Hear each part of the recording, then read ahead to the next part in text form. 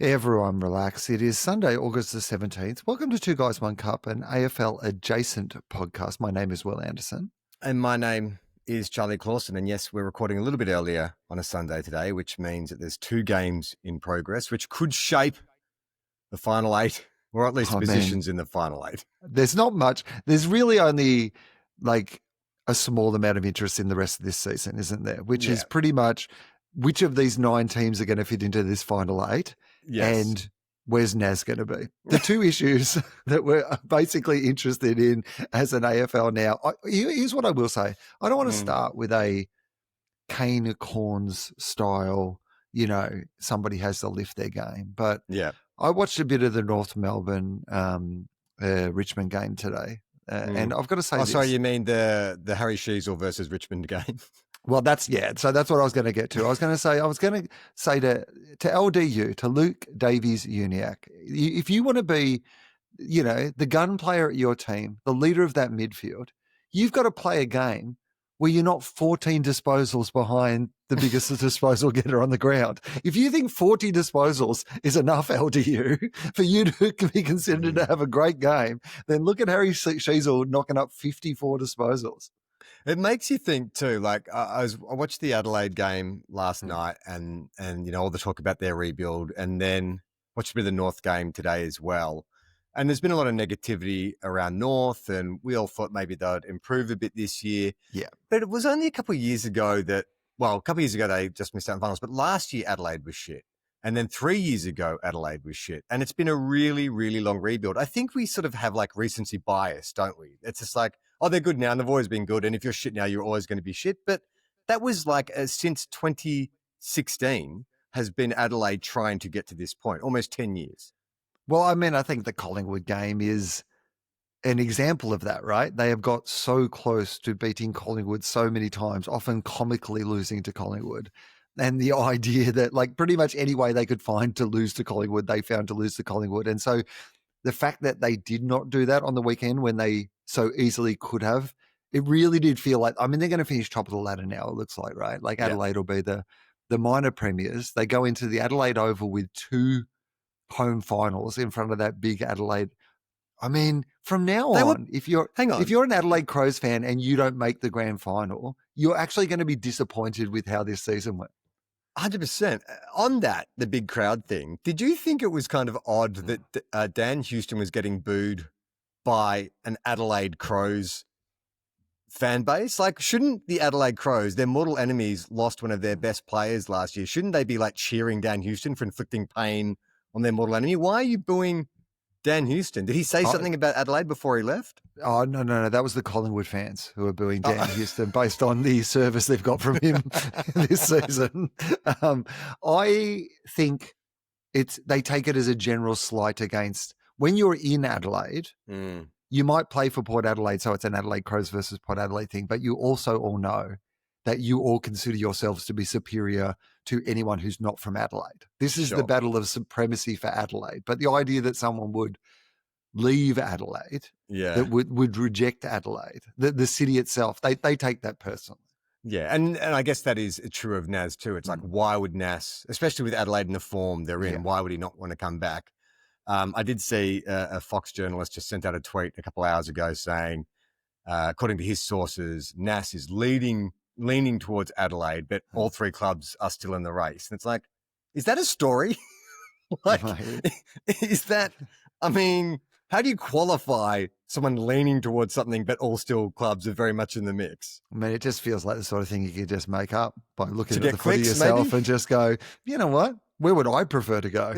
Probably the Adelaide Crows, the team that's on top of the ladder. I mean, there is something interesting about that though, right? Which is if you go to Adelaide, and this might be appealing to Naz, by the way, but if you go to Adelaide, you are going to be one of a team of, there are some real superstars in that team now. If you look at the Rankins or the Thrillthorpes or, any of those sort of, they've got some absolute, stars that are in the conversation alongside a Naz as being like, I mean, Naz at the moment, he stands out because of the company he keeps a little bit as well, right? Like, he can never mean as much to the Adelaide Crows. They've already got something. You guys don't have a lot. Like, It's you know, like- he means so much to St Kilda supporters. It's like the homecoming queen in her small town is the most popular and pretty girl there, but then she moves to Hollywood because she wants to make it big, and then suddenly you're an extra. Yeah. Suddenly you have to sleep with Harvey Weinstein. How are you going to like that when you're sleeping with Harvey Weinstein? I've read the newspapers. I know how this works. That's why you go in, Ross goes into Naz, and he's just like, and then you're going to have to sleep with Harvey Weinstein. Do you want that? It's funny in my Saints chat, because everyone was freaking out. One of the guys in the chat, he kind of took charge because everyone was like, you know, getting very morose and a leader. And reading body language, and it's kind of like, you know, in a heist film or a crime film, when the heat's starting to come down on the criminals, and everyone starts to flip out a bit, and someone has to like sort of grab someone and slap them. So just play it cool, man. Just play it cool. We're gonna get through this. You just got to play it cool. Keep your head down. Keep breathing. That was the equivalent. He's like, listen, people are going to write stuff. You cannot freak out. Negotiations are completely normal. People are going to be leaking stuff to the press. You cannot panic. You cannot panic. And I was like, thank you, man. That was the talking to I needed. But are you panicked? No. Okay. I feel like the only reason I'm not panicked is the reporting has been he's negotiating. If there was a contract in front of him and he wasn't signing, like, you know, has been the case with other players, he's not signing a contract, I'd be like, okay, that's not a good sign. But I feel like, I don't know. I mean, again, I tried to read body language. I saw his post-game interview on Friday, and I was like, oh, he doesn't seem very engaged. But it's that's his personality. I heard that post-game interview too, and it didn't fill me with confidence that he was staying. Yeah, I want to give everything to this club before I leave. But I mean, he basically just said that. He was like, you know, but even that, gee, it makes you admire him more, doesn't it? Even that puts a little bit extra dollar value on what it is that, I mean, there is a world in which as well, that if Adelaide, I mean, as you said, it's hard for them to get a deal done, but also to find the money, I imagine. Like, if you're going to be coming off a premiership, let's say, like, you know, let's say Adelaide finishes on top of the ladder and then they win the premiership. And so suddenly everybody that you've got on your list is also a bit like, well, I'm a premiership player now. Yeah. Like, you've got to find the money and you've got to find the picks. So I guess you could offload some people. Like, well, there would be a trade, like a trade would have to be forthcoming. Yeah. Like, I think their first pick is going to be after father, sons and academies and concessions is going to be like in the 20s. Like, it's a second rounder essentially. So it's going to be future first round. Plus you would imagine they'd have to give us, like, I think I would want 2 first rounders plus an established player. I think that seems like fair value. And could you, speaking of fathers and sons... Sorry, not just 2 first rounders, 2 top 10 picks and an established player. Thank you. I mean, I think that's fair. Yes. But I don't think that's enough. I think you've got to throw in some sweetness. So here's what I'm going to propose. Yeah. Some future father-sons. So St Kilda can go through the Adelaide list and pick the people that they think potentially might have a kid who's going to play in the AFL, and they will have the rights to them in the father-son. I mean, they always talk about, when you know, like, because the option is they can't satisfy St Kilda with a trade, so he goes into the preseason draft, and then you've got to hope that North or West Coast don't pick him up until he gets to Port Adelaide or Adelaide, right? Like, more likely Port Adelaide than Adelaide, obviously, in terms of ladder position. In what world do North or West Coast not try and pick him up if given the opportunity? There just can't be. It doesn't matter what you're told about because it's the draft too, right? I mean, he'd have to put a number on his head, right? Like, sure, and he would also, because players in the past, haven't they said, I won't play for West Coast. I'm just going to sit out for a year of footy. I'm just going to sit it out. But that would make you the biggest pariah in the history of the AFL, wouldn't it? More like pariah Wanganeen Millerer, if you know what I'm saying. Am I right? But it hasn't been done. I think maybe in the 80s, Silvio Ficini in a transfer to St Kilda, like, quit Sydney and then they'd have to sit out for 6 months. I think there's some weird kind of thing that happened, but it hasn't happened in recent memory. And everyone's always like, well, if the player wants to leave, then the trade gets done. But it happened with Who's the dude who left you and went to Brisbane? What's his name? Old Marcus Adams. Yeah, and no, the other guy. Josh Dunkley. Josh Dunkley, yeah, because he wanted out, didn't he? Yeah, and the Bulldogs said no, you got to stay. No. Yeah, and Tim Kelly wanted out. Well, Tim Kelly, I'll take 1 year at this stage. Of course.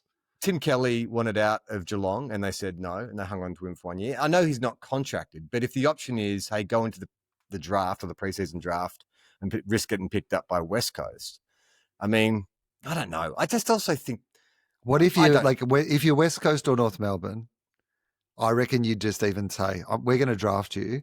You live in Adelaide and just play the Adelaide games. You can just play 3 games a year. Gather round as well. Yeah. You know, maybe lobby the AFL for a couple of extras against the South Australian teams. I know the West Coast are pretty terrible, and we haven't done a score check yet. I'll bring that up as I'm saying this. But the thought of Nazai Wanganeen, Malera, and Harley Reid in the same midfield is pretty good. Enticing. Could turn it around pretty quickly in Western Australia, I would have thought. I think it could, right? You could definitely build a team. Okay, so it looks like West Coast have scored 1 point. Okay. Where in 2 minutes into the second quarter, Bulldogs 4 goals, 29 points.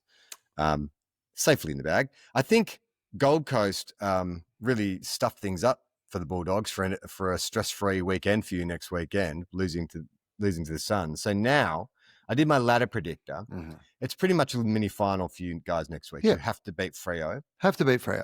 But that's okay. Our future's in our own hands. But if the Suns lose twice, which seems unlikely, because I think that Port Adelaide and then Essendon. Or but let's just say Port Adelaide, right? Port Adelaide's the Ken Hinkley game, the final Ken. So maybe there's a world in which Port rally one more time for the final Ken. Gold Coast get a little wobbly. Yeah. Essendon didn't play that badly, right? On the weekend. In fact, maybe they get a little end of season form. There's a world in which I just can't see Gold Coast not making the finals. I think it comes down to Fremantle Bulldogs, and I think that is actually fair if you look at the finals, because I do think they are the two teams that are the least tested out of the teams that are in the finals. I just think the rest of this, competition, flaky. I know Freo's won a whole bunch of games in a row, but I don't know if they've ever shaken that sort of flaky Freo. The Bulldogs, I mean, this would be the ultimate, if we're talking about the DNA of the Bulldogs being the bottom boys, the idea that we have been in 9th of only 9 teams that can make the finals for the last 6-7 weeks or whatever it is. You're right. And then in the very last game that we play of the season have to win to get into the finals. That is as bottom boy as you can possibly get. That's right. And so there is, if the Giants lose to St Kilda next week, which could be. I mean, we've won 4 in a row. We've been playing. It's weird. Yeah. We have won 4 games in the most unconvincing fashion possible against terrible teams by the barest of margins. And so, can you build a winning culture if all your wins are shit? You know what I mean?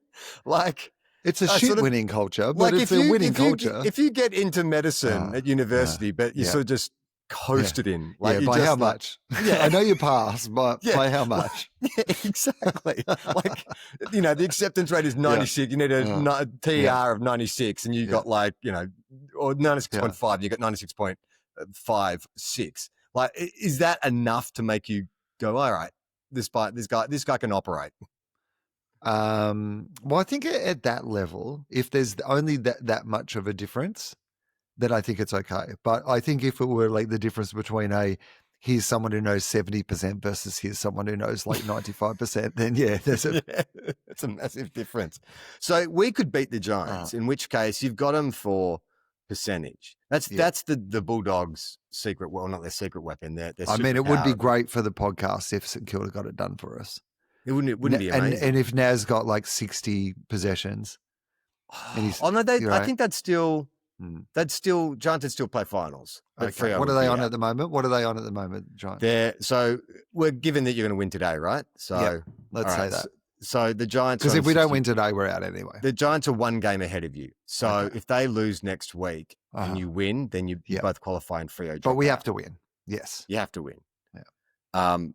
So that's an interesting thing because what's been the Bulldogs, like what's been the one loss this year that's really come back to haunt you? There's always one. Fremantle, the team that we're going to play this week. So I reckon. But you lost to them over there. Yeah, but we're terrible against Fremantle. We match up so badly against Fremantle. Well, I think it's because they have tall backs, really good tall backs, which kind of negates our tall forwards. And they have actually those forwards that didn't really get into it on the weekend. Like the Bulldogs back line finds it hard to match up against the Freo forward line. And I think they've got a pretty good midfield. I mean, we have to beat them in the midfield, I think, if we're going to beat them. It's probably as good a time as any. Let's just do a good old vibe check. Okay. Because I was surprised when I checked the ladder. Because sometimes, especially in these last 4 or 5 weeks where I've had less and less interest in the football, I'm just sort of going off wins and losses. And again, you just sort of think, oh, this team's doing well, this team's doing badly. But let's go from the top down. Will, who's in number one? Well, the Adelaide Crows. Adelaide Crows. The pride of South Australia. It's the mighty Adelaide Crows, the Camry Crows. Amazing. 1.5 games clear of second position. And this was a surprise. Game to in me. process or no? Okay, no, so game is done. Big, okay. Not a big upset, but a kind of a win that franked their finals credentials. Brisbane. Because all the narrative around Brisbane last week was like they could miss the finals. Yeah, well, if they'd lost both of these games, they could miss the finals, and so, yet suddenly they're in second place. Second place on the ladder. And by the way, did you watch any of that game? No. Brisbane were Brisbane. It was that classic. There was even at halftime, it was a bit like, Cam Rayner hasn't done much yet, has he? No, and then it's just a typical Cam Rayner game then. yeah. And then it's like third quarter, has like 8 possessions, kicks 2 goals. Like Zach Bailey kicked a goal over his head in the goal square. Like they just can turn it on when they need to turn it on, Brisbane. And when they do, they look brutal. Well, that position, the second spot may not be there for long because as we talk, there is 2 minutes to go in the fourth quarter and the Cats up on Sydney. So I think Geelong will slip into second position, which means Brisbane slide down to third, which means in fourth position we have... surprising. When we're talking narratives, especially over the last few weeks. Hawthorn. Collingwood. What? I know. Didn't they lose? I know. And they've lost like 4 of the last 5. Hang on. Before this game, everyone was saying that they were no good anymore. And then they lost this game. They can't be in fourth. They fell.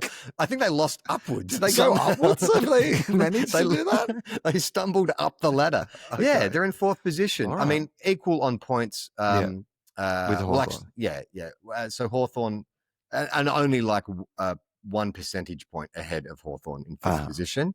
Then in sixth, Gold Coast Giants. Oh, okay. This is the thing. So there's a couple of quiet achievers, and I think the Giants are one of them. Yeah. It's been a year of big overarching narratives around clubs being out of form, and I can remember Hawthorn were looking good and suspect, and where's Hockball and all that kind of stuff, and now they're like they're nestled into fifth. Collingwood, who were terrible, they're in fourth. You know what I mean? They'll probably be okay. Collingwood will probably just like. No, they'll have a week off. The old guys will go into the hyperbaric chamber, and then they'll win their first final. They'll get good again. They'll be fine. Into a prelim, straight into a prelim. Okay, 7th position. Okay, so we got the next 2 are Gold Coast and Fremantle, but I don't know in which order. We'll take a punt. I'm going to say Fremantle, Gold Coast. Correct. Fremantle and 7th and Gold Coast with 1 game in hand. So do you know when Gold Coast are playing their makeup game? Wednesday week, right? Yeah, that's right. Like 3 days after their last game. Or 4 days after their last game. That's like junior footy shit. Like that's like a round robin. I mean, is there a world in which... And thankfully it is against Essendon, so it is a bit like junior footy round robin. Is there a world in which... Because, Essendon, let's be honest, it's all over for the season for Essendon, so they don't need to, like, necessarily... Could the Gold Coast... I mean, maybe this is an unfair advantage for Essendon, but could the Gold Coast play the game just immediately after the first game? So back-to-back games. Just knock it off. Get it out of the way. And then have a couple of weeks off, right? Yeah, exactly. Yeah. Definitely. I think they could. And I reckon they would probably win both games quite handily. Like Essendon, great show against the Saints, especially considering the injuries and stuff. But they are babies, like real kids. Proper baby bombers. Yeah, a couple of those players looked like Oz kickers. Like there's a kid playing on that kid, the Vietnamese kid playing on Jack Higgins, who fully looks 12 years old. Yeah, I know. It was great. He actually played a pretty good game. Like Higgins is a very good forward, and I thought he applied himself quite well, but just such a baby face. Yeah, I agree. But they genuinely looked like they had some potential. I mean, it's always hard to tell against the Saints, right? But they did seem like they had like something going for them, and there was a little bit of so just play it straight after the other one. Let's just see. Maybe there's a way you can negotiate. Or at least sub out your good players. Like take your blue chippers like Raul and Anderson. And King, that you're allowed to. They're going to play into but you've got unlimited interchange for the it's kind of like subs. You can sub them out as they're done. It's like what you do in the Community Cup in the preseason. You can play up to 30 players, so you can replace an entire back line if you want. Everyone can play 6 quarters. Yeah, but.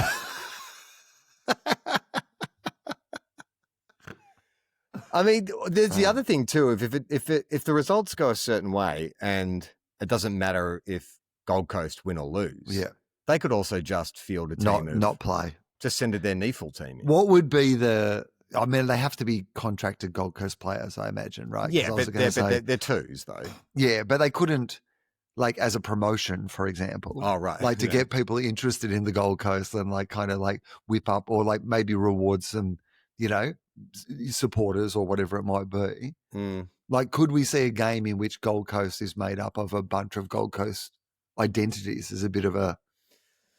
Didn't we do this last week and we found there was 3 Gold Coast? That's true. Yeah, we couldn't field a whole team. That is actually correct. No, you're right. We got Margot, Robbie, Cody Simpson and Agro. So no.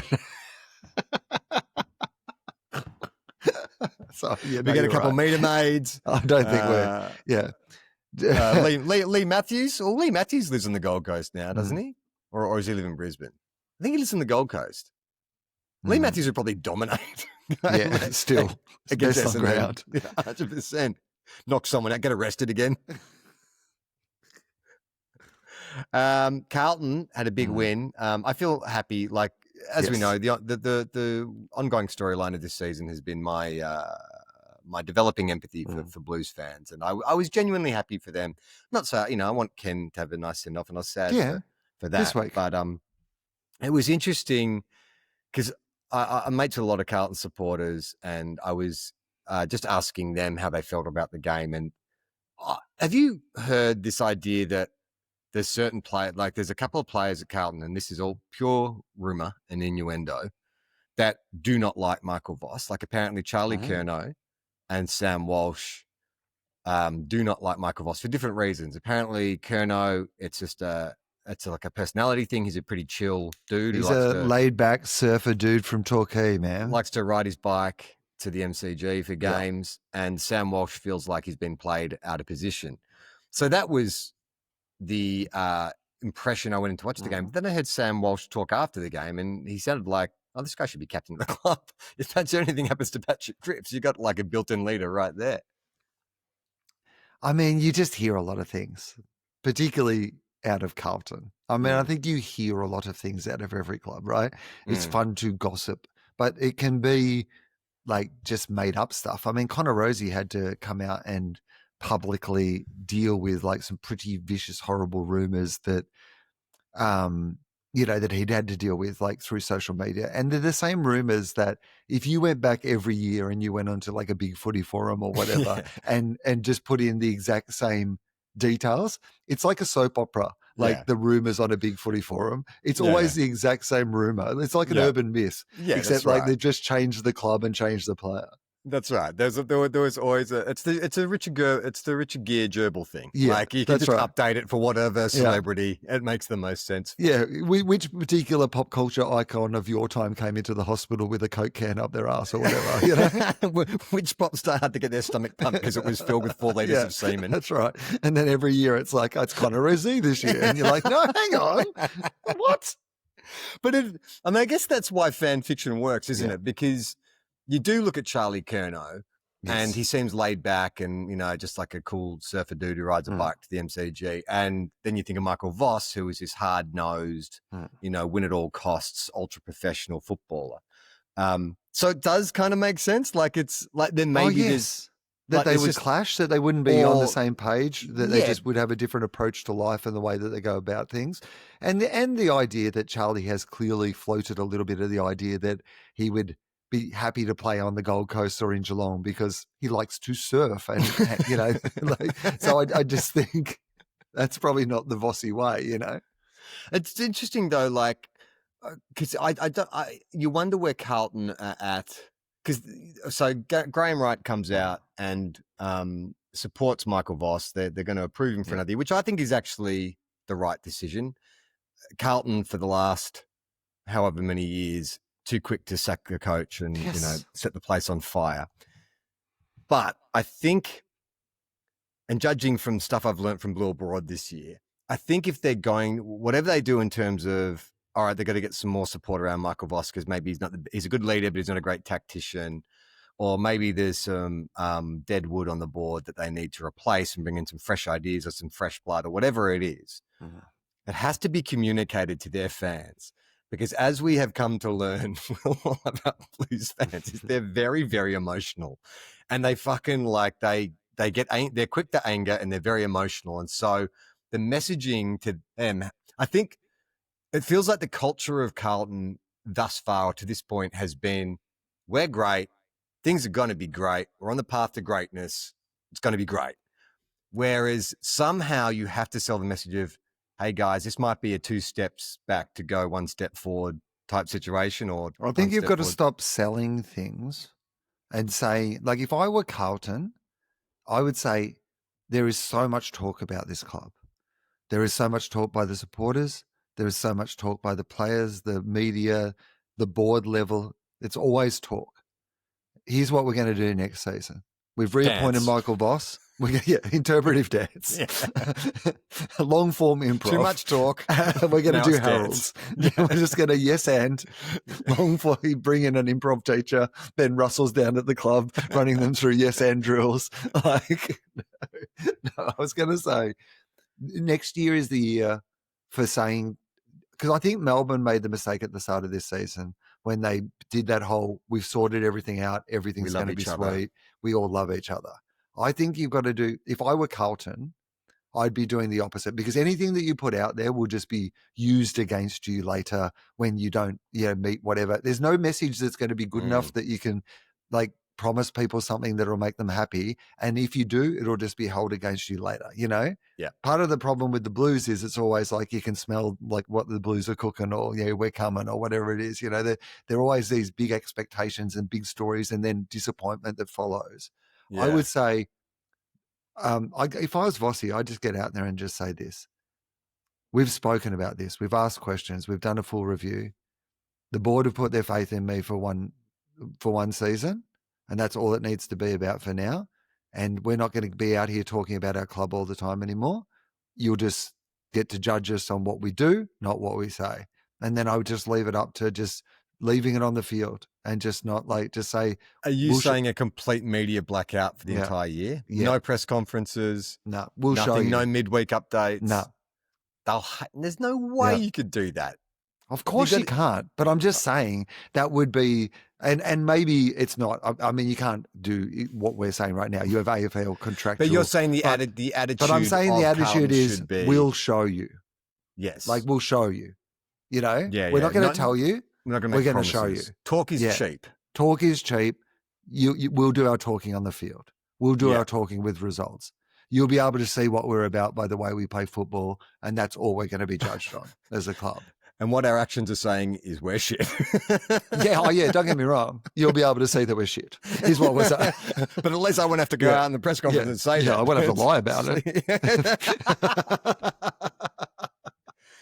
Because it's hard to tell where, like, if you were to evaluate, say, just say Michael Voss had got sacked. If you were a coach in waiting, like a John Longmire or a Nathan Buckley or whatever, and you had to choose between Melbourne's list and Carlton's list, where are you going? Well, it depends who's going to be at Melbourne. Is everyone staying? Yeah, like as the list as it stands now. So you can come in now and you've got the chance to kind of win over. Petrarca's not out the door and Oliver's not out the door. And no. But you can move them out if you think you can get some draft picks, whatever. You've got free reign to come in with the list as it currently stands. Who are you more excited about? I think that I reckon they're about the same, honestly. I don't think Melbourne's. What would you say? I reckon Melbourne's youth are more exciting, like Xavier Lindsay and Harvey Langford. And Cozzy's not that he's old. He's pretty young still. Or something, yeah. So I think that's all pretty exciting. But I think that Carlton has a better range of kind of middle tier, like your Wiederings and your Cripps and your Walshes and all that kind of stuff. So I'd immediately be selling off some shit at Carlton. I don't think they have the right mix. I think Harry kicked 7 on the weekend. Great, perfect. Inflated his value. Get him out there. Get some soccer to buy him for like more than we need to. Like, I don't think we need both. Surplus to your requirements. What about Charlie? What are you doing? I'm keeping one or the other. Okay. But Charlie wants to go surfing. So yeah, that's fine. You know what? So trade him to the Gold Coast. They've got a glut of good players, draft picks. I think we need a few, honestly. I think we need a handful. Like, I don't think that one's going to get the job done. We need to be able to sell a big forward to like a club like Gold Coast where we can then get 3 or 4, picks to help us rebuild. Like, I think that is the way to go about it. So I would be offloading. So this is me, Carlton coach. Yeah. You offload, you keep Harry then, because you're going to keep one of them, right? Yeah. So let's keep Harry then. Okay. We sell Charlie because I think he's got higher value. So we get rid of Charlie for 3, I reckon, Gold Coast players plus some picks. I reckon you'd be able to get. Okay. So it sounds like you're leaning more towards Melbourne's list being better, because it sounds like Carlton's more of a fixer-upper. I reckon at Carlton, you could get rid of Wiedering to the Bulldogs for a couple of decent players and some picks as well, because I think the Bulldogs would... Wait a minute. Sounds like you're engineering something so you could just get Wiedering to the Bulldogs. I mean, I think the Wiederings... the Bulldogs would be a buying... Like, if you're Carlton and you're looking to get good value, I think the Bulldogs would be willing to pay and trade to get someone like Wiedering, because we're in the window, and if that would be the sort of player that would complete us. Yeah. I think that Melbourne's more ready to go if they all stay. I think so. Yeah. Yeah. I caught up yesterday with friend of the show, Michael Chamberlain. One half of Junk Time. We'll be doing our traditional post-grand final show with Adam and Michael the Sunday after the grand final. But we should mention that this Saturday night at 5:00, we will be doing our own show. August Comedy 23rd, Republic. 5 p.m. at Comedy Republic. And let me just say, since we announced our special guests, Sam Pang and Geraldine Hickey, tickets are flying out the door. So I would encourage anyone who is thinking of coming. Don't miss out. It's a great venue. Buy a ticket quick. Yeah. Turns out when you announce 2 of the biggest comedians in Australia on your show. It's not just your bullshit? Oh, okay, we'll come. Okay, we'll come. Great. Oh, it's an actual show this time round. Oh, right. Well, a few weeks ago, you said it might be duels, and we haven't booked tickets yet. But now that we've heard that it's the guy who hosted the Logies, we'll get our ass in again. So I caught up with Chambo, and I had 2 encounters with Hawthorn supporters yesterday that made me just go, this is why fucking everyone hates you guys. So Chambo, and he did not say this with he wasn't with no malice. No, it's just by the by being a part of being a Hawthorn supporter. He was bemoaning how long it's been since their last three-peat. It wasn't even how long it's been since the last premiership. How long has it been since our last dynasty? Because I was talking about, Hawthorn are hard to get a read on this season. They're not really playing great footy, but they're still winning. And he was just like, yeah. It's been a while. We haven't been dominant like we were when we won 3 in a row only 10 years ago. And I was just like, And then he looked at me and said, "Oh, I'm sorry," as if like, you know, like he pitied me. He felt sorry for me. Then later in the evening, I went out to meet with a friend for drinks, and he introduced me to another friend of his who came in really drunk. He and his wife had been at the footy, the Hawks Demons game all day, and they'd been really drunk, and he was a Hawks fan. And he was just telling me about how, like, he and his mates, they all grew up in the eastern suburbs. They're all Hawk supporters. They grew up in the 80s, and he's just like, he's gone, the thing about being a Hawk supporter is life's so fucking good. And he's gone, you know what? When we go to the footy together, it's the same gang we've been together for 20 years, and people hate us. People hate us. We're going to stand, we cheer, and yeah. And I'm like, yeah, dude, like I've just met you and I hate you hearing you talk now. I've never met him and I hate him, just based on your recollection of this conversation.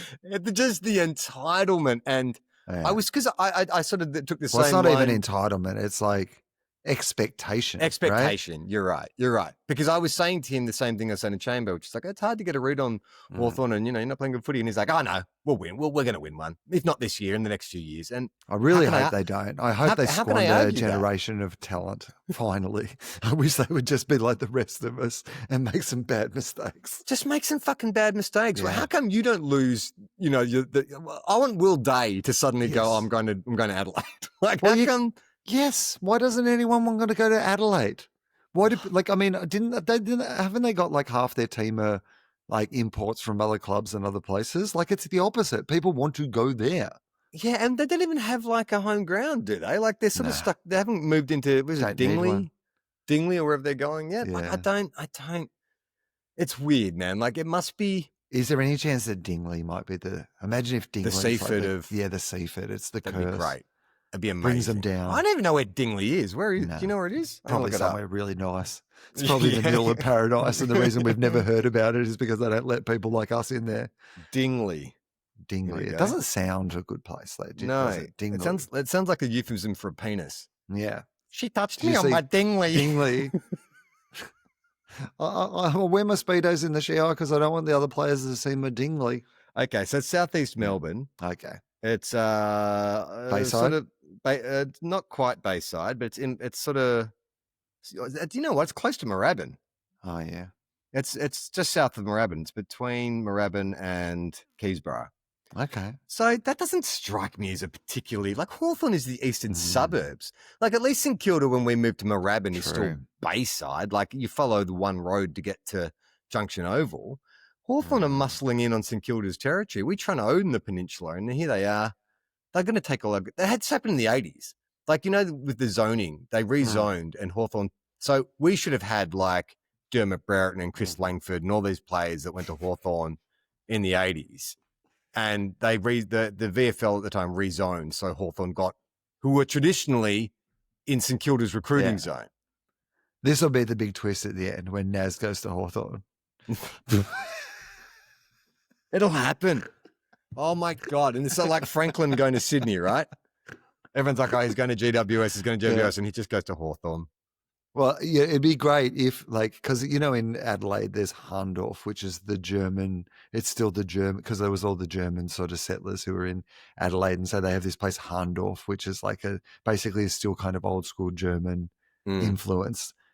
Is there any chance that, like, Sam Mitchell could just say to Naz at Dingley, we're going to have a little Adelaide, and you can just live in Little Adelaide? Amazing. I mean, they've got the money for it, like 100,000 members. Yeah. They got that Tasmanian sponsorship. Yeah. It's kind of like, you know, in Captain America, when he gets frozen in the ice and when he wakes up, he wakes up in a hospital, and they're trying to recreate the 1940s for him so he doesn't like freak out. So they just, Naz wakes up and there's just two fucking Rundle Mall balls just like facing him. There's a fridge filled with Farmers Union milk.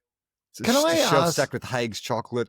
Can I ask you this question? Like, would there be anything in the AFL rules? I assume there must be. But I guess, I don't know, actually. So who sold, North Melbourne sold Western Australian games earlier this year, right? So Hawthorn, let's just say, like, I mean, I know we joked the other week about, like, that St Kilda could move to South Australia to get Naz, right? Yeah. Like, but what if Hawthorn said, we want to replace our Tasmanian deal and play our away games in South Australia. Would there be any reason they couldn't do that? If they can reach a deal with the Yeah. SA government, no, Yeah. probably not. So you're saying that's So- how they recruit now? Yeah. Well, I'm just saying, could anyone actually do that? Could the Bulldogs just be like, we're going to play our away games in Yeah. South Australia? For sure. I mean, Yeah.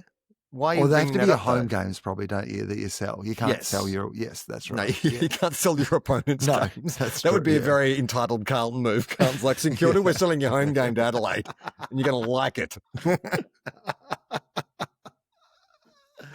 So everything is all over in Sydney. Well, Yep. virtually all over. Cats are now up to a 46-point lead. Okay. And Jesus Christ. the Swans look Bulldog- good for a while. The flat track Bulldogs are massacring the Eagles, Yeah. 72-17. I was with going to a go minute to to go in that the second today, quarter. and then you suggested we do the podcast early, and I was like, you know should have what? told me, dude. Sorry. No. Oh. You know what? I was like, you shouldn't be going to that. That's Yeah. gross. You know what I mean? Like, yeah. Like, don't. What are you doing? Picking on them. I mean, it's like going to see a rooster, a cockfight in a Yeah. basement. Do you know what I mean? Like, you're They just don't wanna there for be the there. kill. It's a blood sport. You know what I mean? Like, Yeah. they're just swanning around. It's not the Bulldogs way, mate. No, thank you. Now, I know you're off Yeah. social media, but did you see Yes. that Ross Lyon fired up his Twitter for the first time in, I think it was like 7 years on I did not see Friday? it on social media, but heard people reference it. Yes. So yes, he has not tweeted since he since David Mundy's farewell game 7 Okay. years ago. It was the last time he tweeted. So I'll do my And best. what do you say? Fuck off. Good riddance. David Mundy, what a champion. Okay. You know that they accidentally they left the roof open at Marvel on Friday. Yes, pre-game and it rained. And it Yeah. rained, which is bizarre because every time in the time I've been in Melbourne in the last like 4 or 5 weeks, every time I've gone to Marvel, it's been a beautiful sunny day and it's freezing inside there. And everyone always complains about the same thing. Why don't they open the roof? It's a beautiful day. I'm assuming it's a TV thing, like shadows, the contrast is that what it is? I think it Right. is, yeah.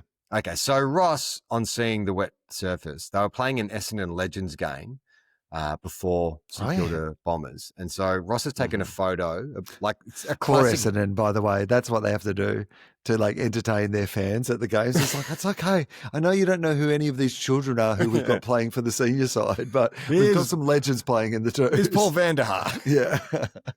So it's a blurry, very boomerish photo, like out of focus from too far away Okay, great.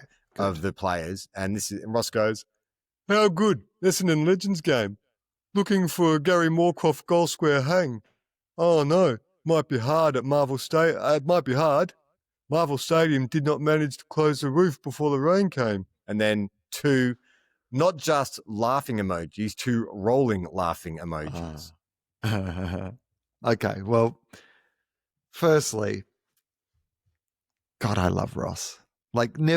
We should just keep him in football, even if he's not coaching the Saints anymore, just as a general sort of curmudgeon, Norm style on Cheers, just like an agent of AFL chaos. Do you know what I mean? Do you think, because we've got Chris Fagan, right? Yeah. Chris Fagan is your lovable, bumbling, forgetful grandpa. And then you've got curmudgeonly old Ross. Yeah. Is it too much to pair them up together? Is it a good combo? Or I reckon do we you want to need keep them? I don't think it's Statler and Waldorf No. style where you could just have the two of them as a double act. You need someone to then drive it from in between, I think, right? I think you could have a great sort of grumpy old men style AFL podcast with the right. Yeah. In fact, you know what? Is this what we should be doing? Is this our summer series? We sit down with Ross Lyon and Chris Fagan and do a series of shows. Well, you know the funny thing about Ross too, after the game, they were questioning him about the tweet. And it's like he's feeding the chooks technique. You know, he went on Footy Classified on last Monday to talk about the NAS stuff. And he was very good at sort of like pouring water on things. And, you know, he's very media savvy from his time on footy when he was on a full time on Footy Classified and talking about like feeding the chooks and giving the media something to go on and blah, blah, blah, blah. And so in the post-match presser, he kept bringing up the Gary Moorcroft mark in the same way he's brought up like White Lotus, in the same way he's brought maths, where like he's not answering the question and he's very kind of tongue-in-cheek saying, no, I wasn't trying to like get a rise out of the AFL. I was just trying to photograph Gary Moorcroft. I was hoping for another hanger. Go for a hanger. But it's like, it's just, I wonder if he's neurodiverse. But I also, of course he is. What are you talking about? I wonder if.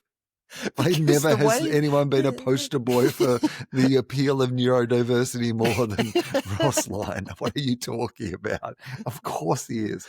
Because the fixation on specific things and his way of putting things together and like... Yes, his brain, like it all makes complete logic to him. Ross logic, right? But his execution of said thing is it's either not as clever as he thinks it is, or he's deliberately making it so clunky and clumsy that becomes the distraction for the media. I think he's at that point where he just like his approach is that I don't care about the consequences of how I present myself.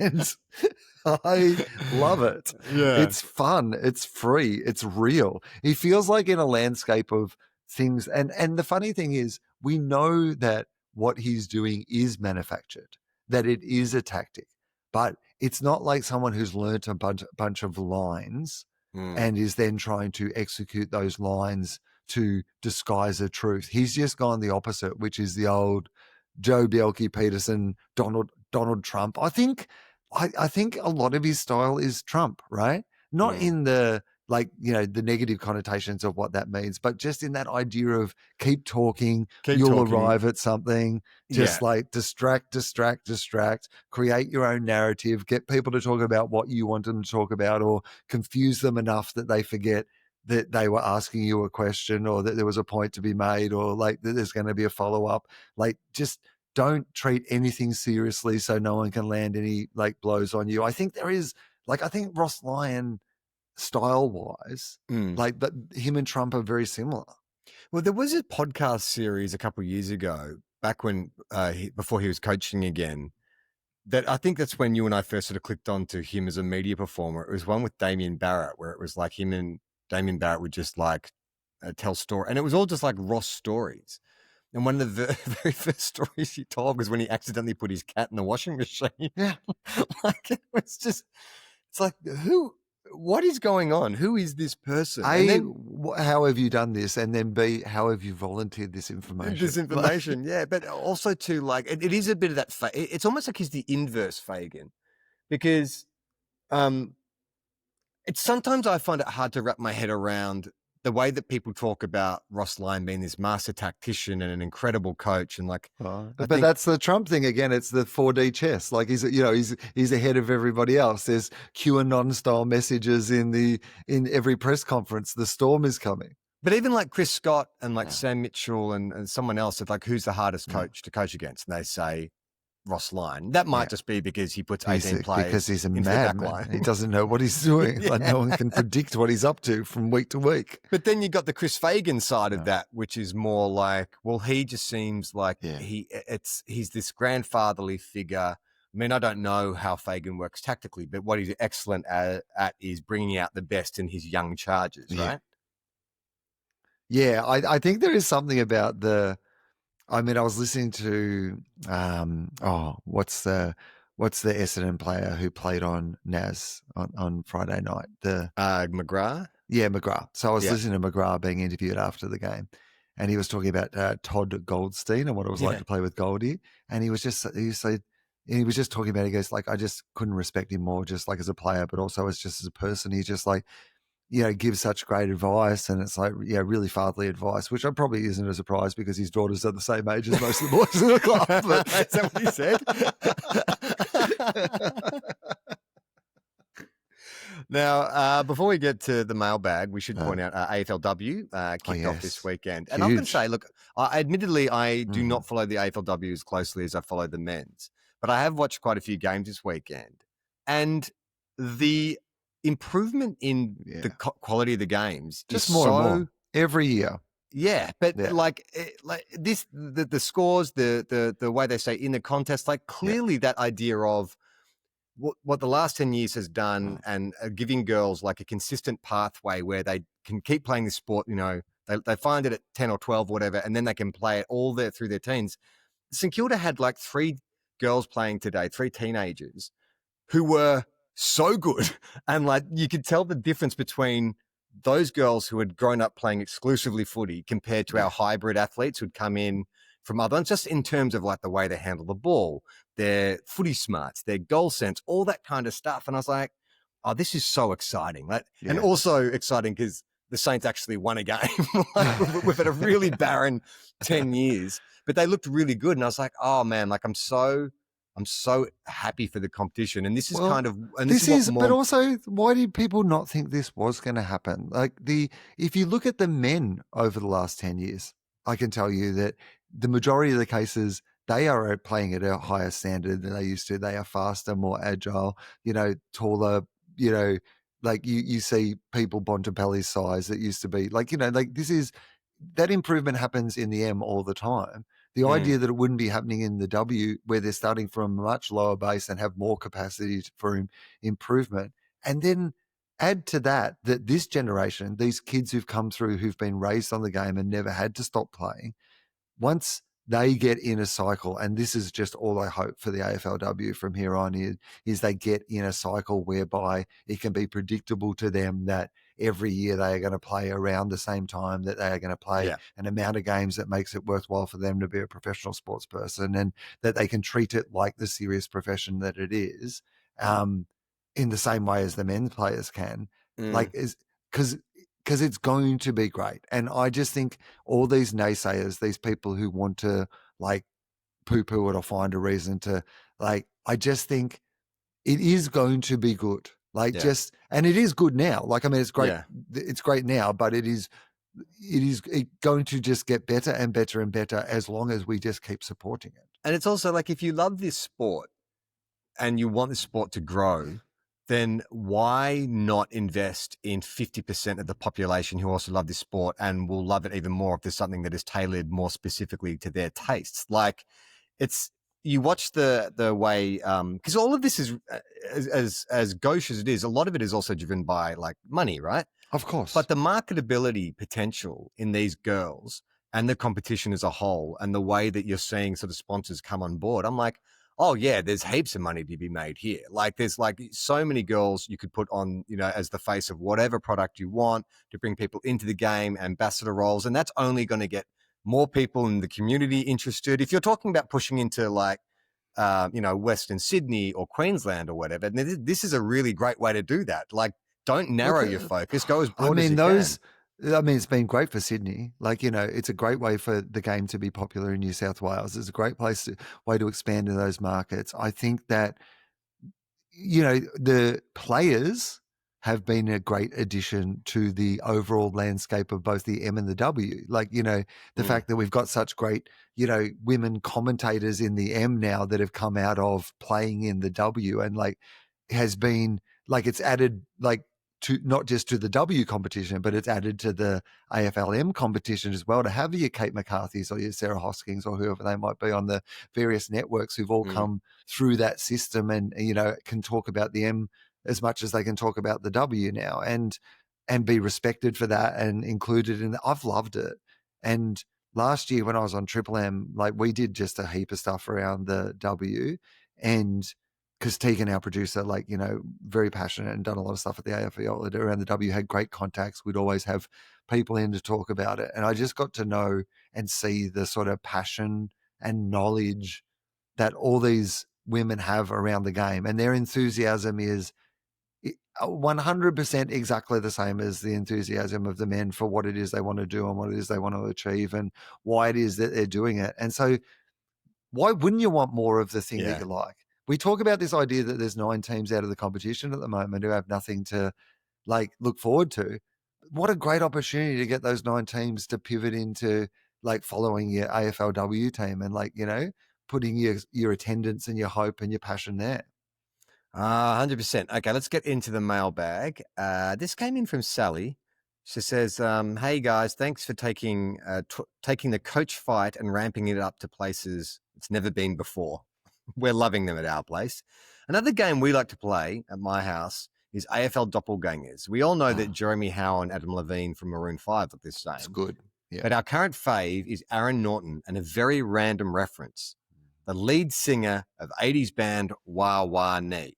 So Paul Gray, I believe, is his name, who passed away, unfortunately. But I've got him right here, Will. Do you see any resemblance between Aaron Norton and Paul Gray? Well, I'm looking at a photo at the moment, and you've got Aaron Norton there. So when you bring up Paul Gray, you let me know.